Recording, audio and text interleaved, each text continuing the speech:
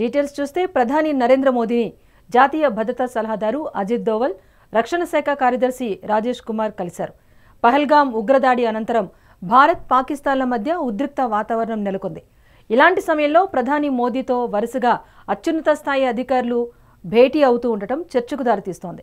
ఉగ్రవాదుల ఏరివేతలో భాగంగా పాకిస్తాన్లోని ఉగ్ర స్థావరాలపై భారత్ దాడి చేయాలని డిసైడ్ అయింది. అదే విషయాన్ని స్వయంగా ప్రధాని మోదీనే ప్రకటించారు.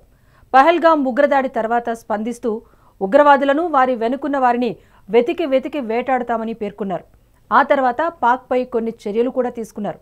దీంతో ఇరు దేశాల మధ్య ఉద్రిక్త పరిస్థితులు చోటు చేసుకున్నాయి. యుద్ధం జరిగే అవకాశం ఉందని నిపుణులు అంచనా వేస్తున్నారు. ఇప్పటికే ప్రధాని మోదీ త్రివిధ దళాల అధిపతులతో సమావేశాలు కూడా నిర్వహించారు. ఈ క్రమంలోనే సోమవారం కేంద్ర హోం శాఖ కూడా అన్ని రాష్ట్రాలకు ఆదేశాలను జారీ చేసింది.